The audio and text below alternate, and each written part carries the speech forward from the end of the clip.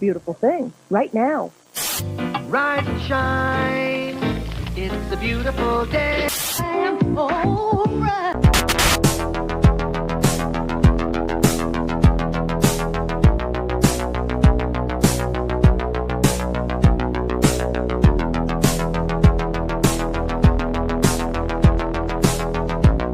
About a third of the building has been blown away. This is the bridge to the white lights.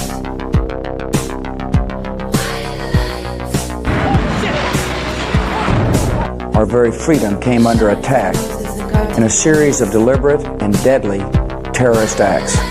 And at that point, we were taken for another round of questioning, this time related to our allegedly being members of Mossad.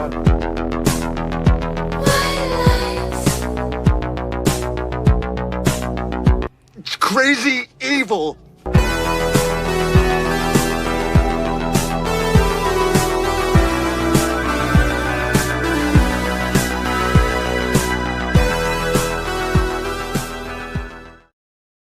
Good morning. Welcome to the No Way Jose podcast. This is the Morning Dump. I am your host, Jose Galison. It is September 23rd, Tuesday, the first Morning Dump of the week. I know I was not here with you guys yesterday, but I gave you an extra Sunday episode because I just knew there was going to be too much, and I was right. Hell, I spent 2.5 hours on Sunday. It was a long dump. It was an extra long dump because there's just too much going on, and we have more to catch up with tonight, and I'm sure there'll be plenty more to talk about later today too. Tonight at 9:30 p.m. Eastern, I'll have Radix Virum or Christina joining us. Christina Urso. She's awesome. I love her. So she'll be joining us. Austin will be out tonight on Already Dead, but for those who do want to call in or whatever, that is your opportunity. If you want to talk to me or Radix, or Radix may leave around the call-in portion, I don't know, but maybe she'll stick around for a call or two if anyone does want to talk. But yeah, either way, it's what is it today? It's Tuesday. I already got a workout in this morning. I'll probably got to run later. Hope you guys have had a productive morning as well. I got to get a little breakfast in. I got something called a bimbap or some weird shit like that or whatever. Some crap my wife had, and she's like, "Hey, heat this up. It's fucking pretty damn yummy." It's pretty yummy. But yeah, I'm ready to get in it with you guys. I hope you've had a productive morning. If not, we're going to start that trend and keep it on going. If you already have. So yeah, let's start off with our little introductory videos. Oh, actually, real quick, I want to let you guys know kind of the sort of things we do have in store for you guys today. Kind of main topics being, obviously, we'll go through our normal. We have some little videos to go through to laugh a little bit before we get into some more serious stuff, and then we'll get right into the foreign policy. And then after that, we'll get into our topics. Topics being nobody buying it, kind of just kind of vaguely around the topic of where people are at with that, and then kind of have a bunch of other things to go through. We'll kind of do a little bit of tie-in, a little bit of the funeral coverage into that too, because we didn't really, when we talked on Sunday, it was mid-funeral, so we didn't really have much about it, so I do think there were some interesting things that came out of that. I know we were a little bit concerning about this tell-all that's getting ready to come from Erica Kirk, and I think, I don't know, we still haven't gotten that tell-all, but I mean, maybe the rug pull is still coming, but I think there were some signals that pointed the opposite way, and we'll cover that. Also, did Shillman kill a man? There was another article that came out from the Gray Zone. We'll go into that, and then also kind of tie in some other things into that, kind of a support for Israel and other things the like, and then talking about forgetting about Pedo Dawn, if you guys did or did not forget about it, because it still was a thing. Do you guys remember? This was like a week ago. That it was like, I think it was like a week ago. I mean, man, time is just so fucked right now. It feels like it was like, it feels like it was like a year ago, but I think it was like a week, maybe a little bit more ago, where, yeah, that was when the birthday book dropped. I forget the exact day, but it was pretty damn recently, and somehow they managed to avoid all that, but it's a bubbling back up to the surface, and I don't think it's going to continue to be avoidable. On that note, I actually have Nick Bryant joining me again tomorrow on the show. For obviously one of the paywalled episodes. They'll come out in a few weeks. I don't know. Maybe I'll release it a little bit earlier, especially if we can do anything too timely. But yeah, I'll have him on the show tomorrow. So late night, obviously paywalled. So for the patrons can get that, or you can wait if you're poor. But let's watch Let's watch our morning videos while we wait for the rest of the class to show up. I have a couple funnies. That I think you guys will enjoy before we get into the deep dark stuff. But here's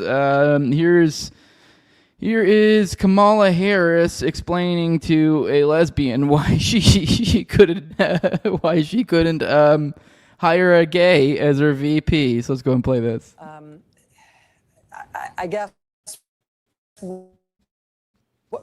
I guess I'd ask you to just elaborate on that a little bit. It's hard to hear. Yeah.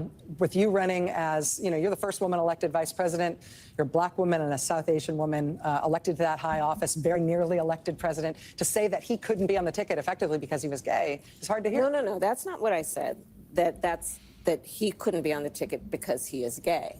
My point, as I write in the book, is that I was clear that in 107 days, in one of the most hotly contested elections for president of the United States, against someone like Donald Trump who knows no floor,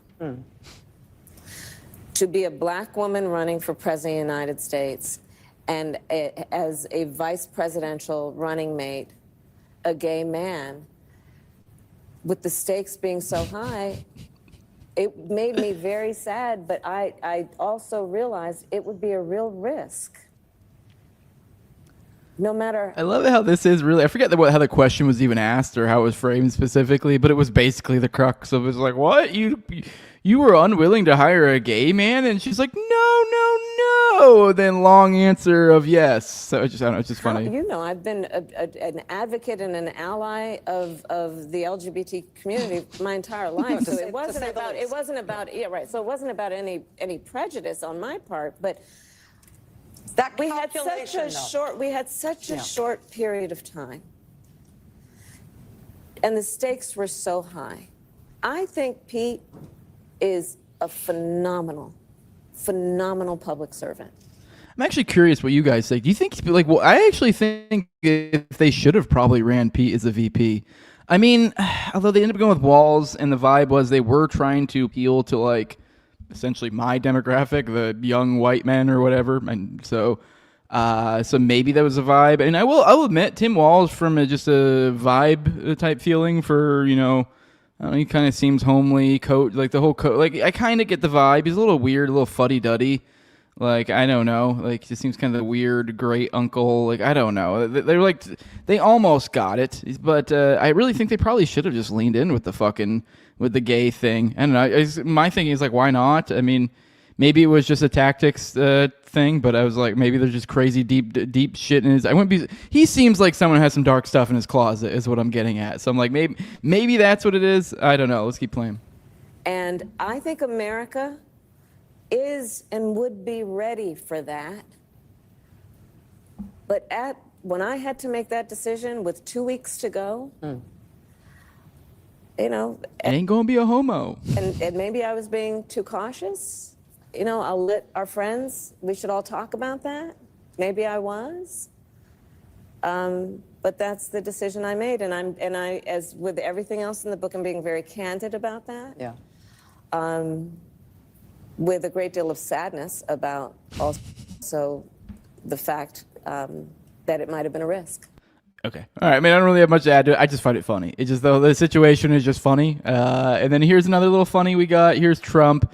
I mean, don't get me wrong. We're gonna be raging on Trump, but I know this is funny. This reminds you of the charisma, the why people like Trump right here. Let's watch this. This is particularly just funny. It's just he had some moment, I guess, at the UN. Very much appreciated.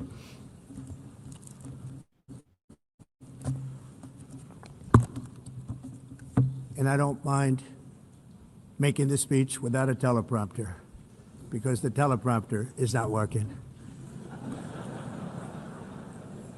I feel very happy to be up here with you nevertheless, and that way you speak more from the heart. I can only say that whoever's operating this teleprompter is in big trouble.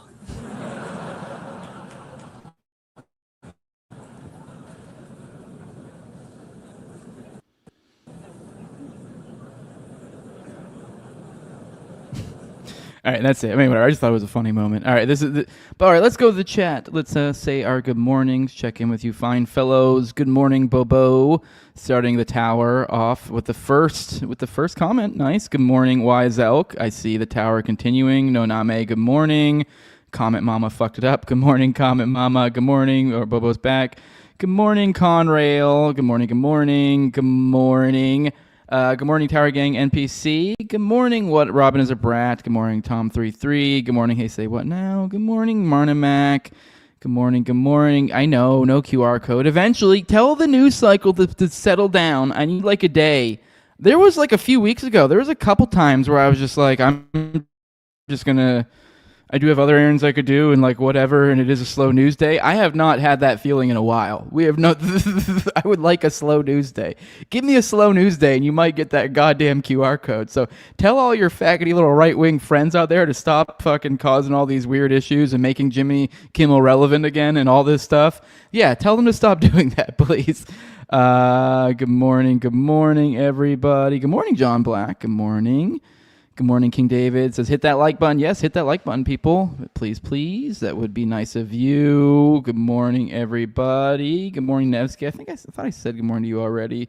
Good morning, good morning. Good morning, Tipster. She should have just said, oh, never mind. I was misunderstood what you were saying there, Tommy. Good morning, Fire Pixie. Good morning, everyone. Bobo says, those ain't my friends. I do my own thing. I know. I haven't had time. I just have not been time. All I'm doing is just sitting there contemplating news. It was nice actually to take a day and just go do work, I guess I kind of like semi-dox myself. But there's like I wash planes. So like sometimes I'll like pick up shifts, wash planes. But like I told you guys, I've gotten to the point where I very rarely even pick up a shift because just other things between my kitty business that just I have a lot going on. If anything, it's more of a most of the time it's more just to help out the boss there, because it's kind of like, we're friends and we get along. It's kind of like, hey, hey, when you guys need someone to fill in here and there, I'll get a few hundred extra bucks. Why not? But it is always cool. I know it is nice. You kind of work, kind of put in some headphones, go do my thing. I know what I got to do. You kind of have a process.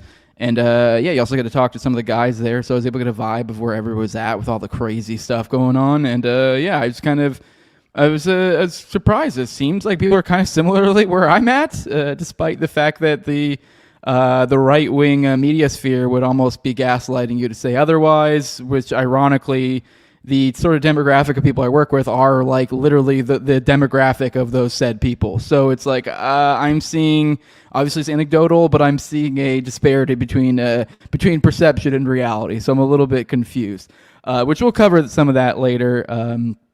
We'll go through foreign policy in a minute. Let me see if anyone popped in that little. Oh, hey, good morning, Fendelander. Good morning. Washing planes is a whole job. Yes, it is. It's you can pick up a few $100 here there, but it's a big ass plane. You got to do. There's a lot of shit you got to do. There's a lot that goes into it, and this is like my past as being a mechanic. There's some shit that's like helpful. You're like, oh, you know how to do this? Okay, yeah, I do. So yeah, and good morning, Marty McFly. Good morning. So yeah, and now I'm at the point too where I'm like, whatever. Like I don't mind telling you. It's like, what are you gonna do? Get me fired? Like, oh no, oh no. He said mean things about Charlie Kirk getting fired. Okay, you're just gonna annoy my boss. He's gonna be like, and at worst, I guess maybe if you were successful, just be like, I guess you can't come in anymore. That's really sucks. It kind of fucks me over. So yeah, good morning, Real John Doe. Washing planes just code for hoarding water. Yeah, that's all I do. I just come in there with water bottles and steal all the water. All right, let's go ahead and get into some foreign policy. Let's see what we got going on in the world. We got the UK and some other people saying some bold words to the Jays. Let's hear what they have to say. In the face of the growing horror. In the face of the growing horror. Sorry, I couldn't help it. Go ahead. I'm going to do that again and be an adult. In the face of the growing horror in the Middle East, we are acting to keep alive the possibility of peace and a two-state solution. That means a safe and secure Israel alongside a viable Palestinian state. At the moment, we have neither. Ordinary people, Israeli and Palestinian, deserve to live in peace, to try to rebuild their lives free from violence and suffering. That's what the British people desperately want to see. Yet, almost 2 years after the barbaric attacks of October the 7th, hostages are still held by the terrorists of Hamas. Recent images show the hostages suffering and... All right, yada, yada, yada, yada. Basically, yeah, UK and some other places said, yep, they're going to recognize the Palestine state, which, I don't know. I mean, torn feelings. I mean, I've seen people do the whole, like, what does this even mean? It's just people saying things and, like, kind of too little too late. But on the flip side, I guess there are a bunch of legal things that come along with it. So, I mean, it's a good thing. I mean, I don't really have... It was kind of one of those things we expected was going to happen. I mean, it'll be interesting to see what becomes of this. I know Netanyahu put out some sort of video saying, like, oh, we'll essentially kind of, like, expect some sort of something to do with this later response or something. I don't know what that means. I forget exactly how he framed it, but that was the impression I got out of it, which they'd said that before. They'd literally threatened that if these states did this action, that they would, like, annex the West Bank and shit, which they're basically doing anyways. So it's just this weird Mexican standoff type thing. So I don't know. So there's a good chance that while this is probably a good thing, I guess there is actually also a chance that this could end up in a sense being a bad thing. And I wouldn't be the least bit surprised if Netanyahu, when he gets back after this little fucking international trip that they all got going on right now, that he might go, all right, time to really butt fuck the West Bank, as if they aren't doing it hard enough. But yeah, more on this from Dave over at antiwar.com. It says Netanyahu fumes as UK, Canada, Australia, and Portugal announce recognition of Palestinian state. The UK, Australia, Canada, and Portugal all announced on Sunday their formal recognition of a Palestinian state, a step that comes a day before the opening of the UN General Assembly in New York. That's what's getting ready to go on. So that's, I think, what, yesterday? Does it start on yesterday, I guess? Okay, so I guess, yeah, yesterday it technically started. I haven't really been paying attention to that too much. Been seeing some clips here and there. Today to revive okay, I'm not going to read what we just listened to, obviously. In response to the announcements, Netanyahu vowed that there would never be a Palestinian state and bragged about his work over the years to prevent one. It's not going to happen. There will be no Palestinian state to the west of the Jordan River. For years, I have prevented the creation of that terror state against tremendous pressure, both domestic and from abroad. The Israeli leader also said Israel would continue expanding Jewish settlements in the Israeli-occupied West Bank. Moreover, we have doubled the Jewish settlement in Judea and Samaria, and we will continue on this path, he said. The Trump administration has discouraged its allies from recognizing a Palestinian state and has banned Palestinian authorities from attending the General Assembly. Trump has previously threatened a trade deal with Canada over its plans to recognize Palestine. So Netanyahu said that he will announce his response to the Western countries recognizing Palestine after he returns from the U.S. He's getting ready to go to the General Assembly in New York and is expected to travel to Washington for his fourth White House visit this year. So, yeah. And here is reported from the America First Post. The Trump administration is weighing sanctions against the entire ICC in response to its investigations into Israel, which I believe, if I recall, in the past, they had done it to some specific officials in the court. And now I guess they're supposedly getting ready to do the whole thing, so I'm not surprised. Over the weekend, I guess they murdered, supposedly, I guess they're debating whether they murdered U.S. citizens or not in Lebanon. So Israeli fired 2 missiles into a car and a motorcycle on a road in Bint Jebel in southern Lebanon on Sunday, killing at least 5 people, including 3 children. So they murdered 5 people, 3 of which were kids, and we think 4 of these may have been U.S. citizens. So the Lebanese health ministry confirmed the deaths and also reported 2 people were wounded. According to the Lebanese government, 4 of the 5, including all the children, were U.S. citizens. They were a father and his 3 children. The mother was also present and among the wounded. According to the foreign ministry, she is in critical condition. The State Department later issued a statement saying their indications were that none of the slain were U.S. citizens. So now it's the question is like, oh, are they citizens or not? But at the end of the day, this is still Israel murdering a fucking family. So many such cases. And then we have officials. This is a sources say story, as I like to mention. But these are the sources saying within the White House that are coming out, at least Dave DeCamp sources. And I like Dave, and I've come to fairly trust him. Obviously, I wouldn't take it to the bank, nor would I do this to any ones, but these are what his sources are saying, at least that he's heard. Actually, never mind. This is what the New York Times said. So U.S. officials have told New York Times. So I take that back. This isn't on Dave's word. This is on the New York Times. So however far you're willing to take that, they have those U.S. officials. But this corroborates what we already kind of knew. So it's just more. We have sources say from the New York Times. So the sources from the New York Times are leaking out that there are people behind the scenes saying the real goal of the U.S. military buildup is regime change in Venezuela. That's what all of this is about, which is completely unsurprising, but that's where the chatter is at. And then over in Syria, look at Mark Levin, this absolute fucking imbecile. This is the best they have. This is the best they have, and this is why when this is why they needed that Charlie. They needed Charlie, and I don't know what the Zios are going to do now, because this is just pathetic. Here's Mark Levin. He's saying Islamists burning entire Christian villages in Syria. Not a single word from any media outlet. Not a single word from the anti-Semites. Not a single word from the grifters and phony influencers. Zippo.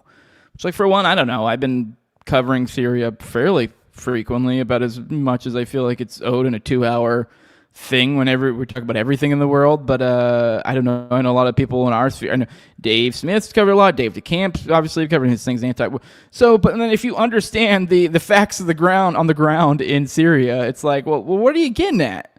Okay, well, why is this like this?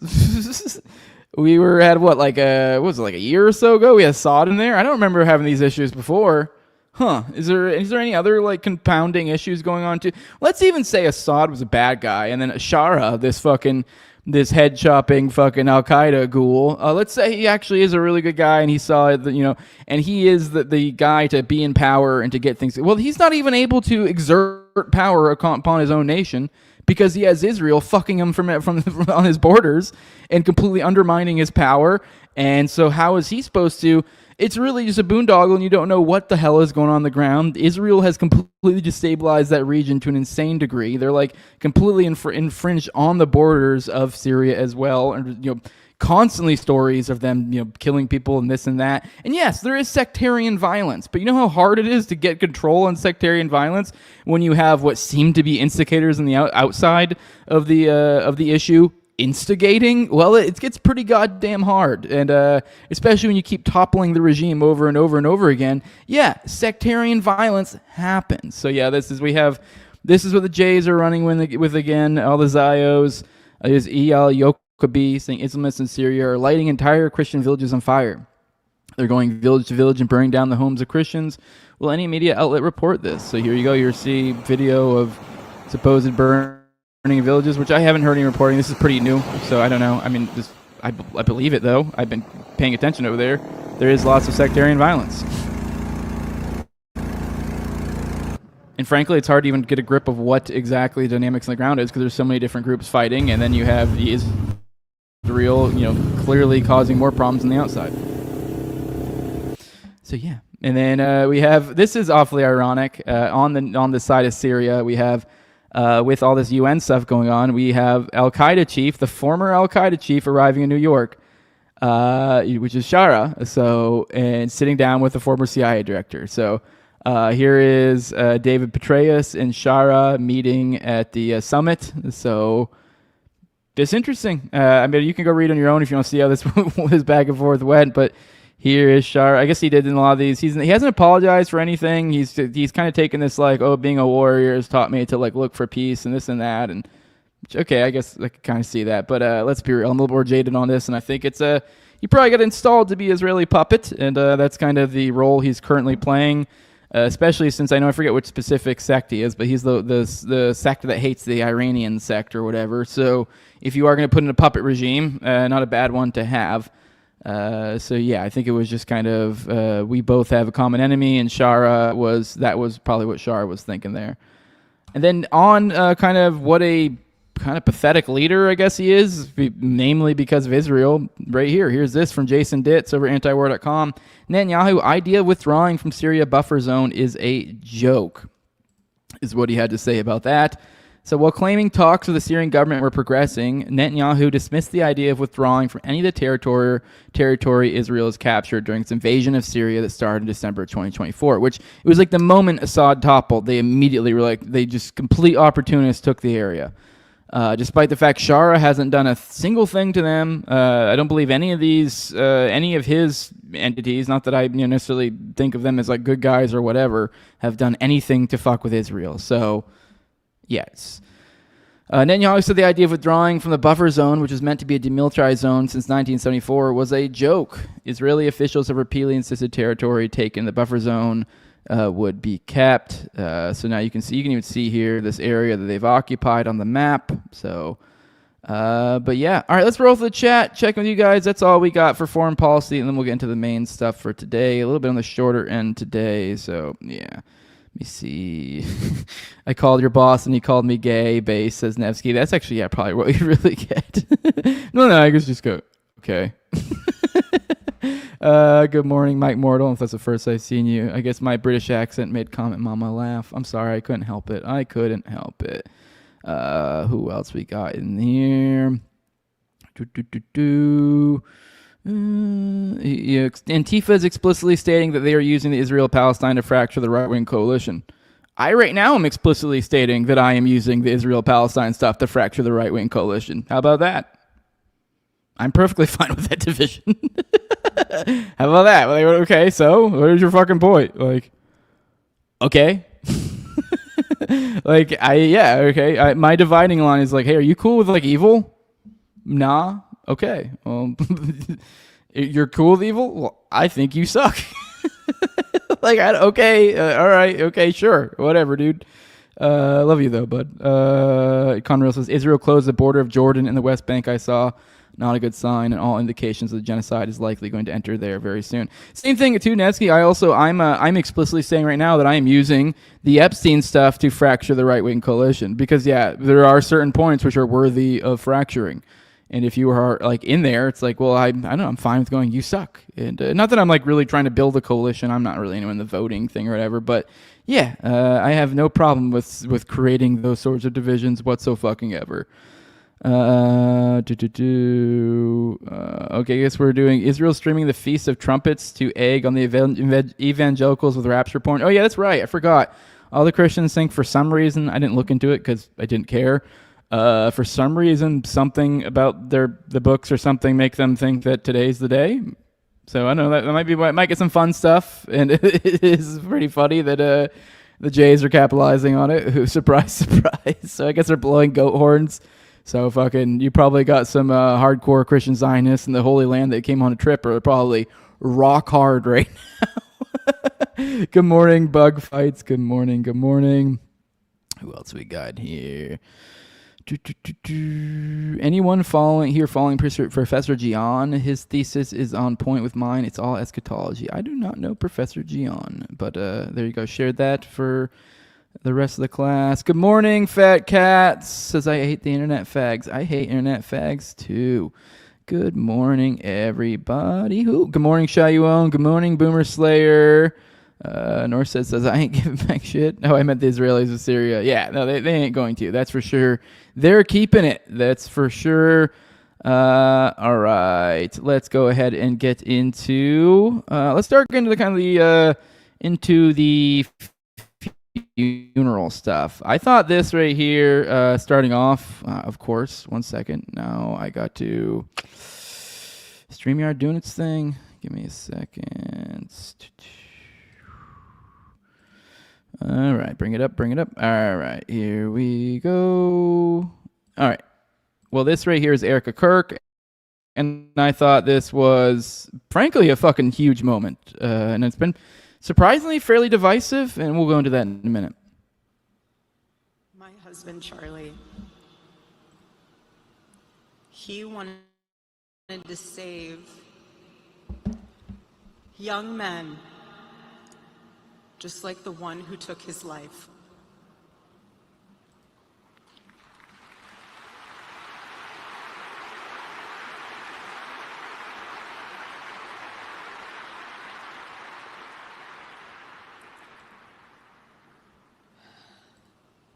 That young man.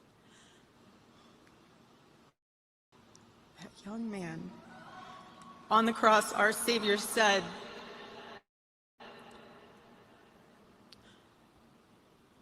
"Father, forgive them, for they not know what they do." That man, that young man,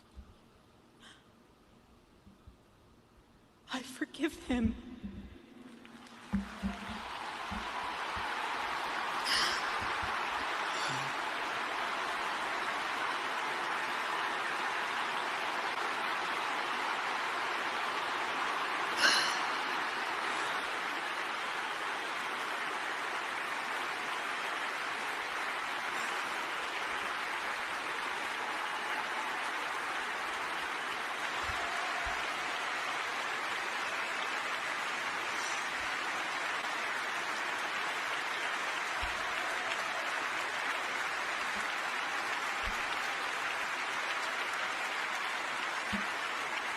All right. Well, this was actually surprisingly a pretty divisive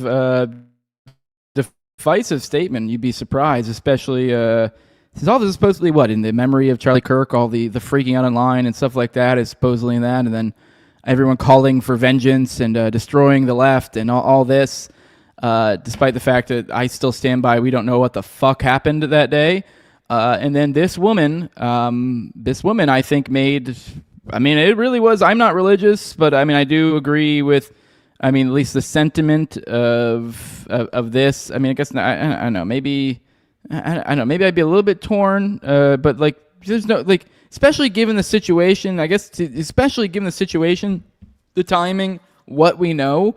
I mean, I don't expect this woman to be doing detective work at this point in time, and I guess you will probably use a little, maybe sometimes lose a little bit of your critical thinking, obviously with somebody close to you. So who knows? I don't know where she is on who did what, but she could have chose mindless rage or vengeance, like so many are choosing right now. But she chose the bigger thing, and she chose forgiveness, which I think there's something to that. I mean, there isn't I mean, there's times to make a stand and this and that, but I mean, given the options in front of her, I think this woman may literally have saved lives and like literally changed the direction of this nation with this one act, which is frankly kind of huge. I mean, I know what this show is, and we do like to delve into conspiracies and stuff like that. And I'm sure there is a lot spinning around her and this whole scenario, and we'll go into some of that. I don't know to what degree any of those have credence or not. I haven't really looked into them, so I'm open to looking at all that. But I just think, I mean, even despite all, even if this is the theater or whatever, I think it's at least worthy of pointing out, like, hey, if this is the theater you're putting on for the masses, this is the opium for the masses, then like. Then I will at least clap for this and say good job on that if that's the case. If it's real, it's also, she made the right choice, and I think we'll get into a little bit kind of commentary and kind of maybe the direction of turning point a little bit too. I think this is indicative possibly of where it could go, and I think, I mean, maybe, just maybe, we're going to make it type deal. Like, I don't know. I mean, I'm interested to see where things go. Not that I'm saying I'm some turning point shill or anything now. I still think there'll probably be probably not where I am on things, but it looks like they might be. It appears to me, maybe I'm reading into things, and there will be more to have to support this later. They might be following in what it looks like the direction Kirk was going, which I think is good and kind of a beautiful thing to kind of, if we are to, because she's his wife. She knows where he is. I know I said the other day, like, there is truth. I'd want him to do whatever would keep the family safe, but like, I mean, if she feels like she can keep the family safe, and if she can.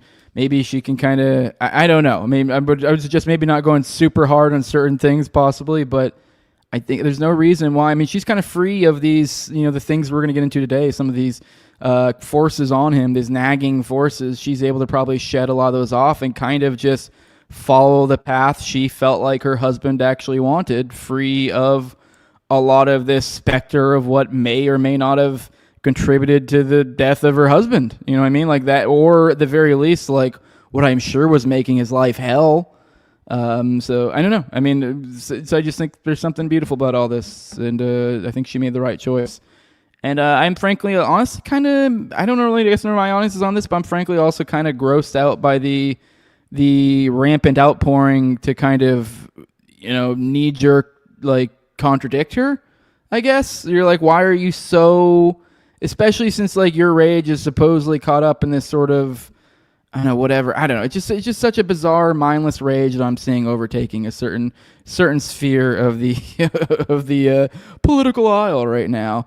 And then, kind of to that note, here's Stephen Miller's speech in the funeral. Storm whispers to the warrior that you cannot withstand. By the way, I like to imagine just before this, I want to see this speech with the idea. Imagine this guy is like the Dwight in the administration, and there's some Jim, and then like he just talked him into like giving him speech tips, and he's just like, "Yo, dude, like I'm telling you, like go hit up like how do you say his name, Goebbels or any of these other speechwriters? Just check out their shit, like." Because I'm gonna go ahead and bearing the lead here. Like they on this specific story, everyone's already running with this as kind of like a Goebbels speech. I guess it's basically almost word for word. To be fair, I think the speech is kind of a standard like rah rah rah kind of political. Like it is kind of a by the numbers. Like I don't know to what degree that really is, but even the tone and everything, I get why. I mean, there's a lot of people clutching their pearls, being gay about this, but it's like. I did not see this. It reminds me very much of that episode where like Jim tells Dwight that like he like I forget how he says like lots of stomping and like all the stuff you hear in like the Hitler speeches and stuff. But just think of that. I just like to think someone gave him bad advice. The storm whispers to the warrior that you cannot withstand my strength. Even just like the language too is just weird. I don't know. Maybe I'm reading too much into it. I know everyone wants to like shut down the lefties, but they brought it up, and I was like, all right, this is a little weird. And the warrior whispers back, "I am the storm. I am the liquor. Erica is the storm. We are the storm. And our enemies cannot comprehend our strength, our determination, our resolve, our passion.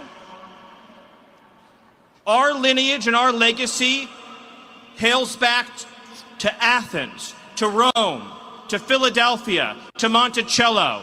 Our ancestors built the cities. They produced the art and architecture. They built the industry.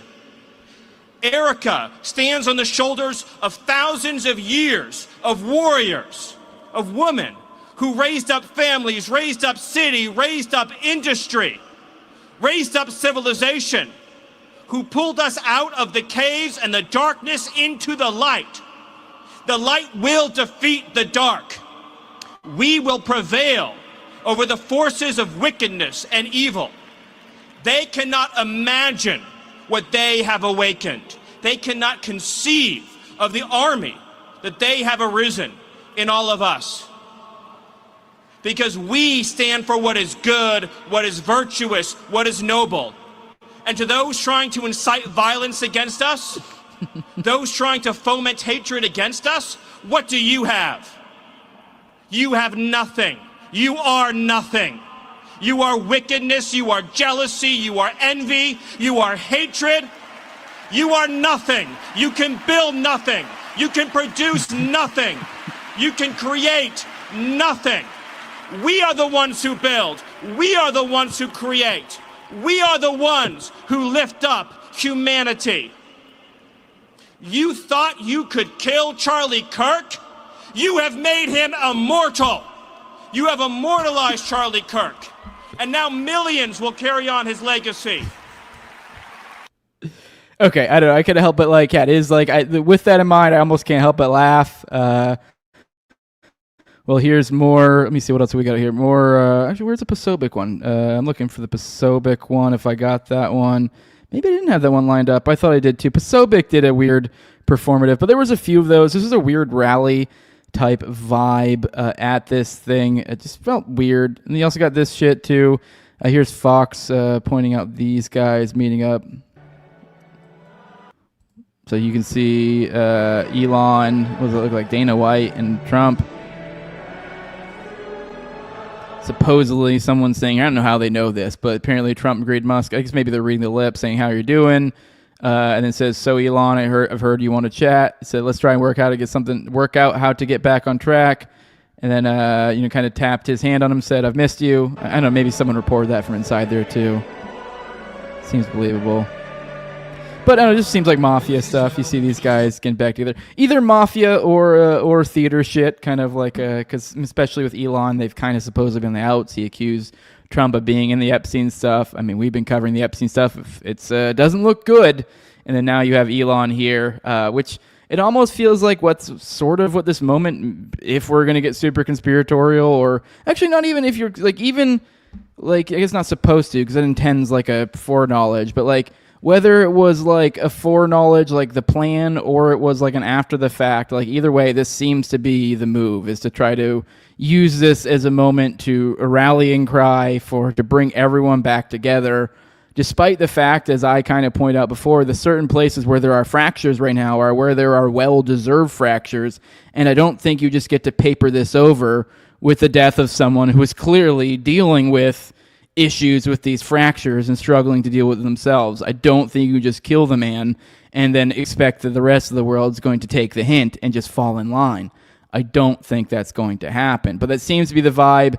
That seems to be what people are it does seem that message has been received from the top, is what I've been kind of saying. So you see this, this right here, whatever, this is more of a visual representation. It doesn't necessarily mean anything. But between all the influencers that we're going to get into and stuff, it seems to be, and the disparity between what I think I'm seeing on the ground with real people, it seems to be that the influencers, the higher up class, they either, they got the call. And I don't think all of them get the call, as I kind of explained sort of yesterday. Some people get the call. Some people get the hint. Some people just get the idea.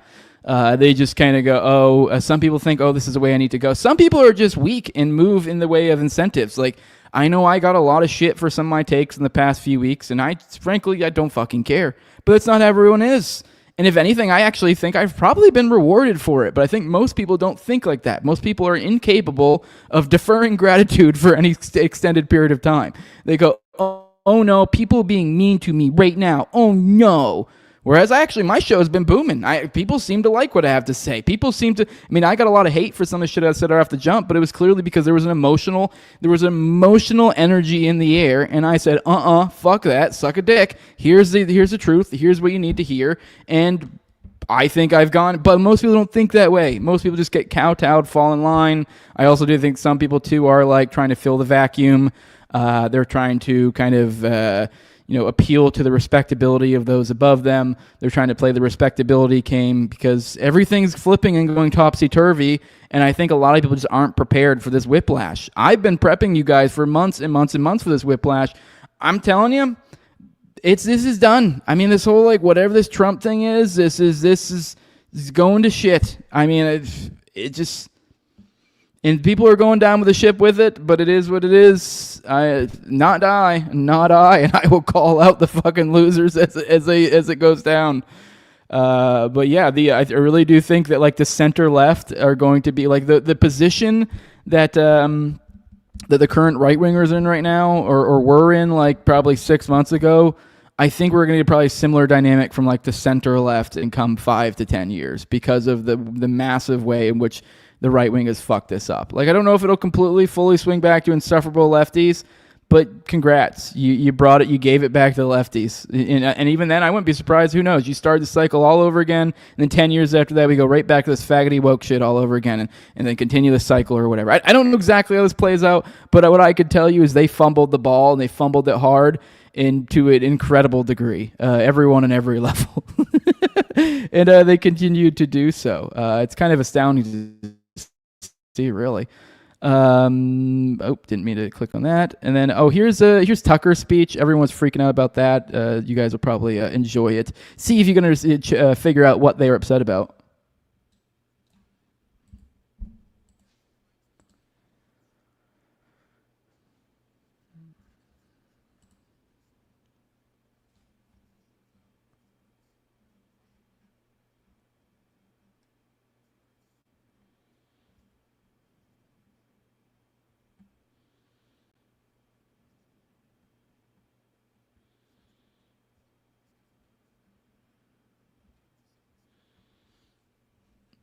Oh, I just realized I'm an idiot. I totally thought it was up. Totally thought I had it up. What the fuck did I do? I think I accidentally clicked out of it earlier and didn't even realize I clicked out. All right, let's try this again. I got a whole 36 seconds in before I realized I wasn't playing the clip. Give me a second. I'm sorry. You guys, what the fuck is up with this guy? No, it's not your phone. You didn't lose service. I'm just an idiot. Let's go and play this. Ultimately, he was a Christian evangelist. And it actually reminds me of my favorite story ever. So it's about 2,000 years ago in Jerusalem, and Jesus shows up and he starts talking about the people in power, and he starts doing the worst thing that you can do, which is telling the truth about people, and they hate it, and they just go bonkers. They hate it, and they become obsessed with making him stop. This guy's got to stop talking. We've got to shut this guy up. And I can just sort of picture the scene in a lamplit room with a bunch of guys sitting around eating hummus, thinking about what do we do about this guy telling the truth about us? We must make him stop talking.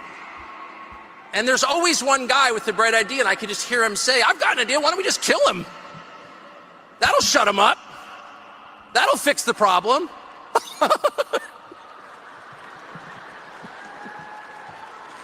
It doesn't work that way. All right, I think everyone got a little bit mad because obviously who killed Jesus? The Jews. They just did. I mean, not the ones of today, obviously, but the Jews of the time were the ones who killed them. I mean, obviously not every single Jew at the time, but like if we're going to speak in generalities, it was the Jews. I mean, if it was the Catholics, I would say it was the Catholics, but it was the Jews. So people immediately got upset about that, kind of he's making it about the Jews. No, you made it about the Jews. I'm actually not entirely sure that Tucker really did choose that analogy, I guess, to piss them off. I actually wouldn't be surprised if he just picked it. He's a religious guy. It would totally line up with something he would choose. So yeah, I think this is, as many times with these Zionists, they're looking to be upset. Let me roll through chat real quick. See you guys making fun of Stephen Miller. It's all fun. Oh, I saw Real John Doe saying there's a story out today that Musk's father has been accused of child sex abuse. How real is it? It is. I think he says, who knows, but it is on Drudge. I think it was on some other more reputable place than Drudge. I saved it. I'll probably cover that sometime later this week. So let me see what else is there. William Miller says Kirk is their martyr. When the people need a hero, we will provide it, and they have delivered. That is a good quote for right now. What if my audience is mostly drunk Japanese perverts, though? I don't know. I don't know what to make of that. Maybe they are. Maybe I haven't actually ever really looked at the demographic. Who knows? Maybe a huge Japanese audience. Conrail says most people are cowards, just go along with it, but some of us think outside the box and don't go along with their narratives. So, yeah, you'd think Charlie Kirk is the single greatest man who ever lives, the real John Doe. Like, if anything, I'm more irritated like that. If I saw that, if I was looking for something to be upset about, I would be upset about that he was, like, making a comparison to Jesus. But even then, it's like, but he's not saying he is Jesus. He's comparing the concept of, like, the idea of trying to shut somebody up. But, yeah, it's like the idea that you could come away from that and go, why are you talking about the Jews? You're like, what? I'm just talking about, like, I don't know, one of the, like, literally the central story of my religion. I don't know, at a funeral of a guy who shared my religion. You know what I mean? I don't know. It just totally makes sense to me. Heavy religious overtones there, leveraging, says Tony Shin. Hear me out. Didn't J.D. Vance kill the anti-Israel Pope? Then we installed the first ever American Pope. I don't know. The Pope's been pretty hardcore on Gaza on that stuff the whole time. So I don't know. I don't know if that really lines up, but it definitely is. I mean, I think JD supposedly had some good speech or something. I don't know. It definitely seems like it works to set him up for the next thing. So, and they definitely are playing off the religious overtones for some reason. Or not for some reason, of course. Nevsky says TPS USA got 270, or God damn it, why did I say that retarded? Like 277,000 people to show up in the desert for Charlie. He was the greatest right-wing political organizer in decades. Yeah, I guess probably. If we had to compare political organizers, he was definitely tippy top. He was definitely up there. He was big shit. People, if anything, a lot of people underplay how big of a deal he was. So, see you guys. I'm caught up to where you guys saw I lost the audio. So. All right, let me see. All right, let's make fun of. Actually, let's get into the nobody's believing this shit. Listen to this. No, of course. Give me a second. Give me a second. Gotta fix the audio. Doing the thing again. Here you go.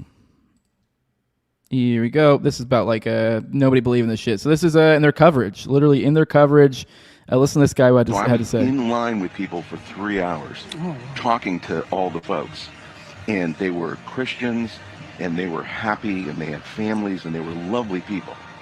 And I started talking to them, and they were happy and prayerful, and none of them that I spoke to believed that the shooter that they got and have arrested actually did it. And they are the War Room Posse. It's 0%. They were and they were angry. Same with our chat. They don't need that. They don't. Not saying this guy's not a bad guy and an evil guy. Right. But they think something, and this is why Kash Patel did announce today that the FBI has officially expanded the investigation. My big fear was you would get a lone wolf, lone gunman, and Utah police, and everybody want to shut it down. I think Kash said today that they've expanded it out because we have to. Forever. So I was Which we covered that on Sunday. That was a weird. Kash did put out this weird post, kind of being like, "Oh, we're looking at everything." He addressed the transponder thing, and a few other things. I mean, he directly referenced a few things. I probably didn't really actually do. We had so much stuff we were covering. I didn't really dig into that one enough. Just kind of the weird stuff he referenced, and then so kind of bizarre that we still have, despite this, we have right wingers behaving as if it's a done deal. It is what it is.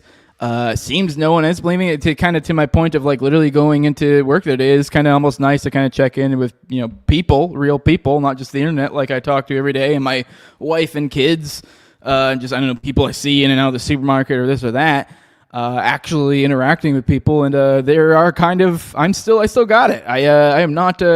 I'm not so disconnected from the people yet, as if I lord above them all. No, I'm just some weirdo chilling in my house. But no, I think I'm still in touch with the people. I am a man of the people, and they think this is fucking fake and gay, and they think everyone fucking. They think a lot of these fucking people, there's all this gay stuff that they're spinning about is them being gay. I mean, don't get me wrong. A lot of these people, I did get the impression is they were kind of. Very much like, as they obviously don't agree with political violence. They think this guy may have something to do with something, but they're not buying this story. Say, for example, when it comes to the Kimmel stuff, a lot of them might be like, yeah, fuck him, but they're also kind of like, but this is also like really gay. Like, so they're like, I'm not upset about it. So they're like, if anything, they're more like, whatever. I'm not like, whatever. I'm not gonna lift a finger about it, but they're also like, this is weird. Like, why? Like, this is kind of where people are at. Despite that, we have the right wing fucking like, just slamming, behaving almost like they're trying to gaslight their audiences into like, we got the guy, this is him, and all this other, and that's just not. I don't think that's what the people are feeling. You guys can tell me if that's I'm very much interested. You guys let me know in the chat or in the comments. Like, is this the people you're interacting with? Is this where people are at? Because I do think this is probably where people are at. Like, I don't know, maybe some of the boomers out there are buying the wool or buying this completely, they've completely bought into the like, oh, it was a miracle that 30-06 was stopped by his fucking neck. Like, sure, yeah, there might be some people who buy into that.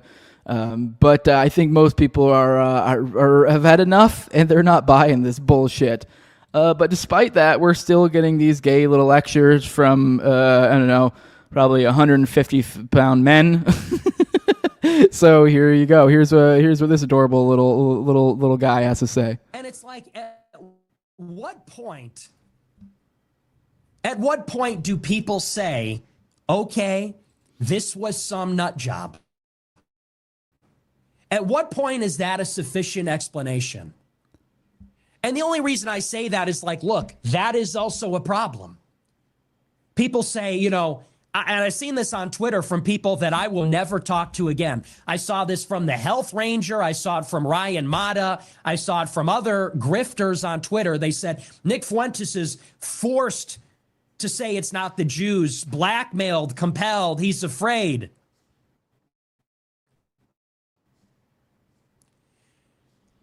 First of all, I've been talking about Israel and the Jews for 10 years.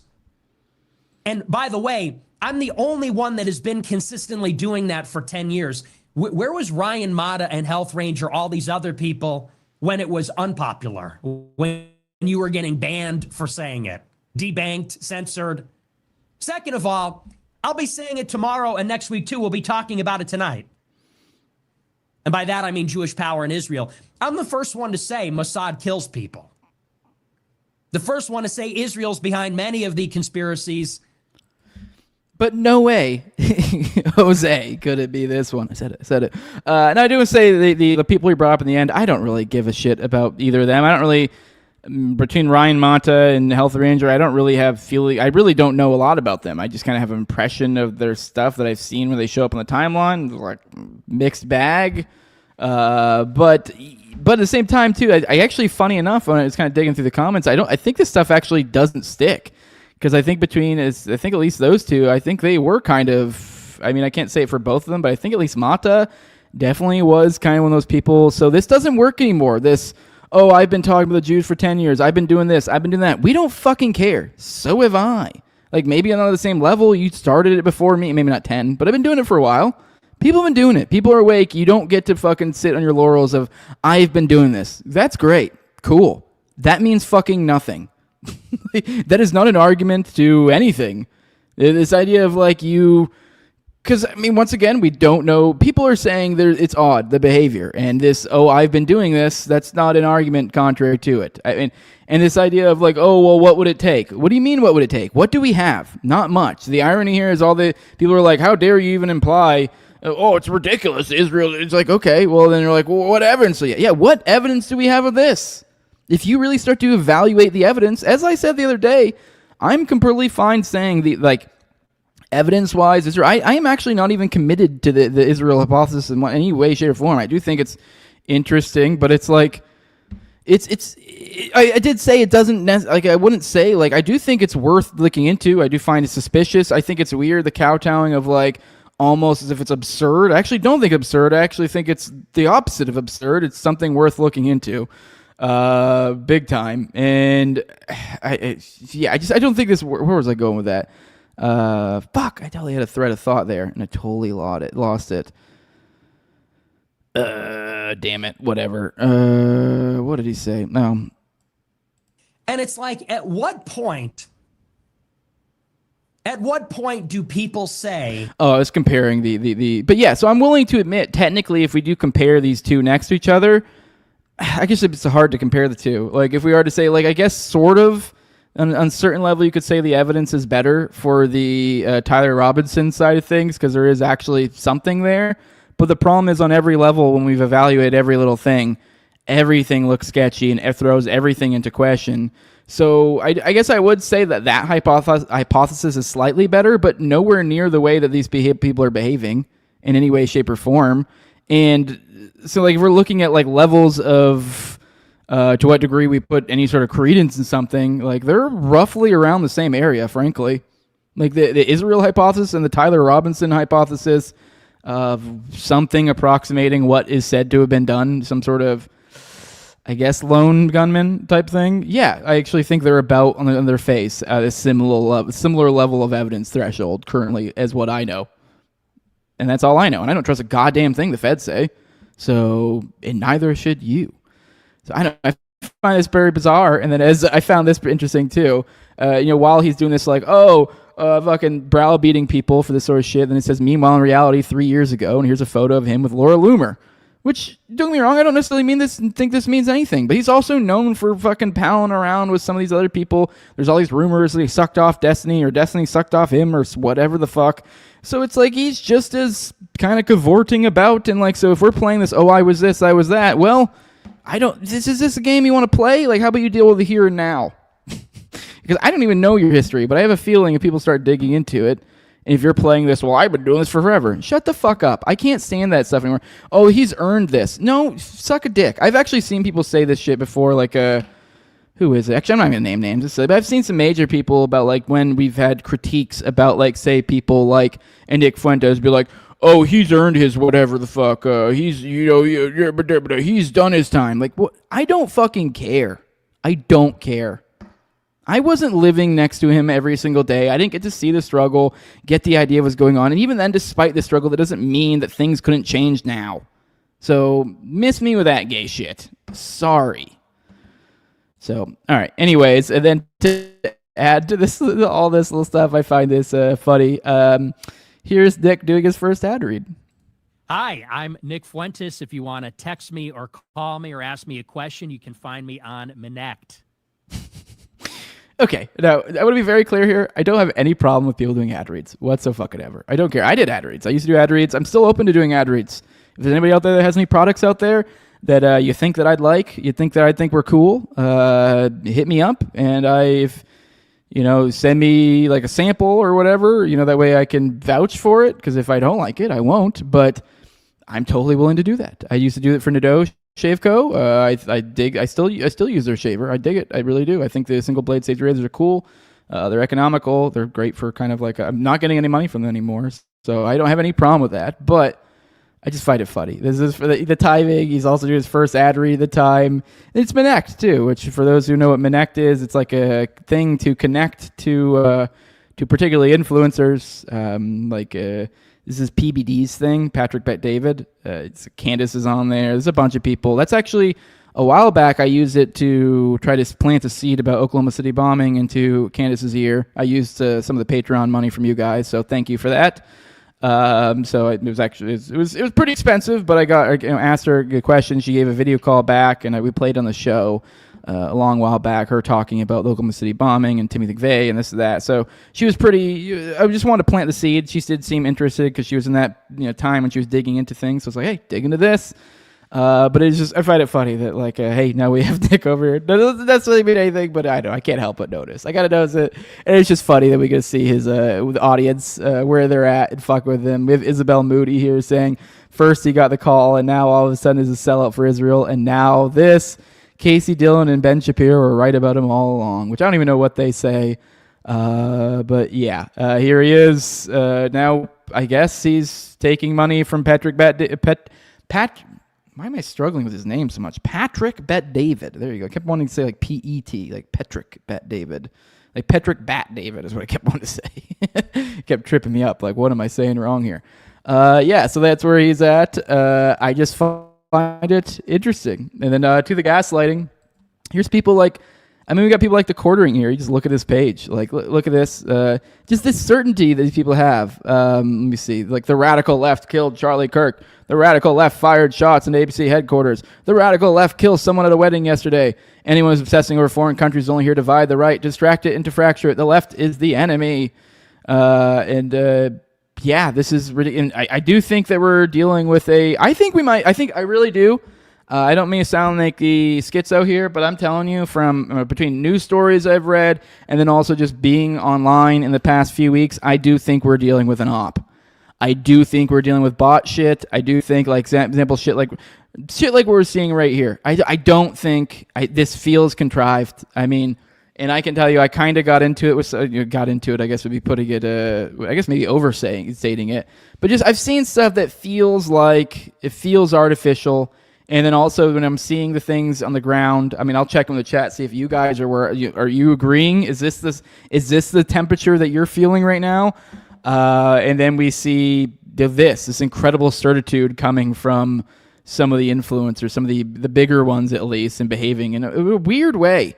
I know these were separate issues, and I covered them on that day, and they all feel. I haven't had a chance to look at any of them. They all happen so quick. They glow a little. I got to be real. It feels the timing, everything. Yeah, maybe it was the left, but I'm telling you, it doesn't feel right. One of these ones, I think, was these literally screaming "Free Palestine, Free Palestine, Free Palestine." Seems a little fucking convenient. So yeah, I don't know. It's people who don't question, just normies all about. And then you see shit like this. It's like there's no.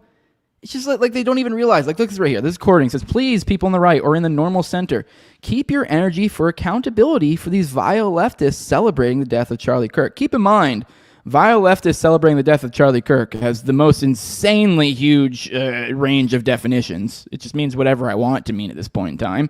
And I know it's hard to sustain this level of emotional investment, but we must not let these monsters go without accountability. Like that last sentence right there, like you would think any man worth his salt typing that out would just stop and be like, God damn it, am I being a faggot? Am I being a faggot? And yes, you are. You're being a raging faggot. And then on that, here's Aaron McIntyre, another raging faggot. This is what I was talking about the other day. I want to point out, this guy blocked me. And I don't give a shit. Like, I want to be very clear on my theory when it comes to blocking. Block away. I don't care. I think people should block frequently, block often. Like whatever. I get it. Like if someone's making your time online, you don't like them, just block them. You don't want to see their shit. Block them. Who gives a fuck? But it's like, okay, given this situation, well, I'm going to talk about it then. But Aaron McIntyre put out this tweet, and I've been kind of seeing him popping up in my page, the past like that day or whatever, a bunch, just a lot. And it was all this sort of gay shit. For example, this right here. Hello, we are Sinclair. We appreciate your courage for standing in opposition to the assassination of Charlie Kirk. Please do not capitulate to the terrorist threats your affiliates received by returning Jimmy Kimmel to air. So the story here, I guess, we'll kind of tie it in with all this, because I also think it kind of ties into what I think is the gaslighting occurring, is there was apparently, I guess, I don't even know where we're at with it now. I don't care. I don't fucking care if Jimmy Kimmel is on air or not. So this back and forth, right now they're doing this weird ping pong thing. I don't even know where they're at in it now. I kept seeing posts yesterday of like, okay, there was initially yesterday, I think I saw, I don't know what time it was, there was a New York Times thing that came out. It was like, oh, Jimmy Kimmel is coming back on air, and it was like some release from the thing like, hey, we talked about it, and we had a long conversation with Jimmy, and we decided, that given the climate, we didn't think this was the right move, and blah, blah, blah, and like we, yada, yada, yada, yada. Like, kind of corporate speak, and they're like, hey, we felt like this is a flashpoint for free speech, whatever. So they decided to come back, which I actually kind of lean towards, yeah, like I get it. I mean, like eventually, if anything, I think that the business did the bitch move. So it's like, yeah, they should have had some balls. And now I actually think from that perspective, they're doing the right thing. But now, frankly, I don't really fucking care. I'll be honest. I think Dave's analysis that he tried to give the other day, where he tried to find a way to theorize or in theory come away with the ability to justify his fucking weird stance of like somehow in theory it's okay or whatever. No. And this is actually the flaw that I've tried to drive at before when I've had him on and talk about things like agorism, and this the flaw in like ANCAP and like the idea of like that they seem to be unable to like kind of have spectral analysis, I guess. Essentially everything has to be binary, it has to be in one thing or another. Like their enemy class, like their friend enemy distinction is just like zeros and ones. There's no like percentages. And so it's just like, well, Jimmy bad and government bad and they fight, so therefore okay. But he's like, no, like this is no. This is now. I will say to some degree he is like Jimmy Kimmel is to some degree a tool of the state. So he's like, it's a percentage, but it's like he's very clearly not entirely a tool of the state. And especially given this context, he wasn't. So yeah, it's not as clear cut. And I think it's a little bit more like, yeah, I'll say, I guess it's less of a infringement than if it was some, I don't know, local news affiliate, or maybe that's not even a good example. Some completely upstart media company that had no, whatever. You get the idea. So like, yeah, I'm sure I can compare it to something. Either way, it's like, whatever. It's also just stupid. So it's weird to even have this like one sit out, like, I'm going to find this way to somehow come to the conclusion I want using theory. Anyways, yeah. But anyways, so there's this ping pong going back and forth. I also think it's really stupid because think about how relevant Jimmy Kimmel is. I'd forgotten about him.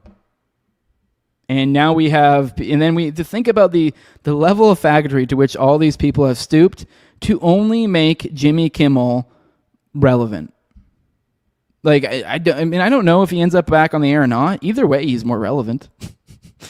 But yeah, here's him. And I replied to this. I said, look what a homo you've become. And then it's all the people upset and stuff. And he blocked immediately. But that's kind of the biggest reason why I was bringing it up. And I mean, I just also too, I noticed once the block started, like I just kind of paid attention. It just feels inorganic. I mean, you look at the reply to the likes. There's very few replies. I think I might have actually been either the first or the second reply, and it already had like 400 likes or something at least by that time when I interacted. Doesn't feel like genuine interaction to me. So I'm just saying, I think there's some fuckery afoot, and I think we're being fucked with. So yeah, I'm not gonna. I guess I was debating getting down to the itty bitty of the weeds because they are claiming that that Sinclair got violent threats for some sort of Charlie Kirk tribute, and so essentially it's just this weird thing where now the right is then like pointing to some other thing where then they're like, well, we were faggots and we got them canceled, and then now they're being faggots, but they're being like violent about it, and I don't even really know. I mean, I guess maybe if I did get into it, maybe some of these are violent, but I feel like the violent at this point, you're starting to lose like these people starting to lose any sort of like beginnings of like benefit of the doubt. So if you're characterizing things, I'm immediately assuming you're looking at the most absolute biased way possible. So violent threats, I'm sorry, I would need to go look through this and find specific examples before I buy that. And even then, it's just such a level of like, what are we doing? You're becoming women. Like this is like worked up woman shit. This is like, honey, come on, we don't need to do all that. Like you as a man should be feeling the role of like, stop, don't do that. Not let's be gay. Ah! But yeah. All right, let's check into the chat now. I think that's really all I got. Let's look through the article real quick. So maybe there's something to it. Maybe I'm being too mean to but I do think there's an inorganic feeling going on about in the air. This is post-millennial. Sinclair canceled airing tribute to Charlie Kirk after ABC stations got violent reports. I'm scrolling through to see if I see any fucking quotes or anything. I'm not going to bother reading we're just taking the word for it. It's literally like 2 paragraphs. Oh, wow, that's great. Okay, let's go ahead and read this then. Why not? Sinclair Broadcast Group scrapped its plans to air a tribute to Charlie Kirk after multiple violent threats were directed at local ABC affiliate stations, according to a report from New York Post. So according to a report, let's see if we can find. I wonder if we can look at that one. Let me see if it'll let me look at the New York Post. I don't remember the New York Post is and I go to the New York Post, and so let's see. So now that we're coming to where the actual claim is being made. God, this stupid ad. There we go. So Sinclair. Now we're to the main source, I guess. So they abruptly canceled plans to air a Charlie Kirk tribute last week after they received multiple violent threats, forcing the firm to move the program to YouTube just minutes before it's scheduled to begin. The Post has learned. Okay, so this is what it's all held up on, is the Post has learned. I'm going to scroll through here. Local threats. I'm not even seeing any quotes or anything. They don't even give an example. Okay. Yep. Nope. No example. Nothing. I'm seeing no quotes in here. Nothing. Like, I'm not even going to read this whole article. There's not even a quote in here. Okay. Oh, here's one. Unreal. You guys caved. The moral cowardice is breathtaking. Another one said, you caved and lost an audience. Oh, no, these are the Republicans mad at him. This isn't even the initial. So we're just supposed to take it. Trust me, bro. There were some mean people who said some shit, and we're going to assume it's violent. That's what this is. I'm sorry, I'm giving no assumptions to this side whatsoever at this point. All right, we're getting ready to move on to our next topic. Let's roll through the chat, see what you guys got to say. And you guys can look at some nice dresses in the New York Post ads in the meantime while we wait. All right, let's check in. Let's see. Tony Chinnon said, have you seen the body cam footage of the shooter at the scene of an older traffic accident? He seemed like a pretty normal dude. He did. Yeah, it makes it harder to believe. It seems weird. But I guess he got really into that bussy life later. I guess it happens. Bug Fight says, I'm not convinced Israel killer Kirk at all. Yeah, I'm not convinced either. Yeah, I just think it's one of the many good hypotheses. It's up there. It is certain possible, obviously. Yep, exactly. Don't sleep on the CIA, Mormon ties, USU. It's kind of weird. Yeah, exactly. USO's up there too. Let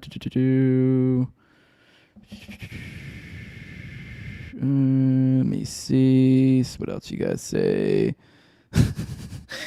All right. Yeah, Nick ain't struggling. Dude's a multimillionaire. Says Stahl. Yeah, that's the other thing too. All this like, oh, he paid his like. What are you talking about? He's one of the most famous commentators in the world. Like, yes, like the people always do this. Like, oh, he did his time. He did it. Oh, rah, rah, rah. Like, okay, but what did What do they get for it? Like, what is your point when they say they did this? Yes, and they receive the requisite accolades. The accolades you're still trying to squeeze out of me and suck my dick. I'm not going to give you those accolades like when I'm questioning things. Like, no, like that's not how this works. Jose, can I send you guns? I don't know if I should open that. I don't think I should let you just send me guns. This sounds like an issue. It sounds like no. I don't think that's a good idea. Maybe if you ever come into Florida, we could do like a handoff type thing. But I mean, I don't know how else we're gonna do that. So hit those likes. We got over 50 people here. Only like 24 likes. So get into this shit. Let me see what else. Trying to get in here. What did you guys got? I don't see anybody saying if they where they're at with this. Let me see. Fuck cancel culture. It's not a conservative value either. This tit for tat push to the left is obvious. Exactly. Timo they just want to get rid of because he sucked ass. This was a good opportunity. Yeah, you're right. I agree. They did. I think they did use the opportunity, but it's like obviously it was like. I mean, it's a rough precedent. I mean, this would be the perfect precedent for them to jump in, and this way, the next time they can do it. ABC's rotting my dad's brain. I agree, probably is. So, remember the Man Show? Those are good old days. Yeah, that's right. Good morning. Oren and Phil Labonte are massive bundles of sticks. They sure are. Absolutely fake and gay woman shit. 100%. Jose says, comment mama. Yeah, this is the sort of stuff that like women get husbands for. To go, calm down, honey. Calm down. Like that's what this is. Like that's, honey. Like I'll just talk to them. There's no reason to make this a whole thing. Like that's what this whole situation feels like, but they're not willing to listen to us. Like there needs to be a man in the room, and it doesn't seem like any of these influencers have the tiniest bit of hair on their nuts. So they're missing a man in the room. Maybe someone will step up to the cause. I don't know who. Not a whole lot of them up there. So Dyed Black Stripe says, love your stuff, Jose. Thanks, bro. All the best from Ireland. Oh hell yeah, dude. Appreciate it. It's always cool seeing people from other countries following. ATF has joined the chat, says Mike Mortal. Yeah, Bobo. Yeah, Bobo's trying to give me guns. What the fuck? Jose, I sent you a new QR code that points toward Patreon. If you want one that points something else, let me know. Oh, hell yeah, dude. See? We're already moving. Well, yeah, just I guess maybe whenever you already did, if you want to throw it, if there's a, well, maybe I can figure it out. I probably could throw it in the banners, or I'll figure that out on my own. But I appreciate it, bud. See, you guys made something happen. You just annoyed you did it enough in the chat. You annoyed the producer to do it. Eventually I'll get to the other stuff, making some sort of QR code or whatever, but I appreciate everybody. All right, let's go ahead and get into whether Shillman Kill the Man. Although I'm overstating the case a little bit. It was just more a fun play on the word, so I had to go with it. Yeah,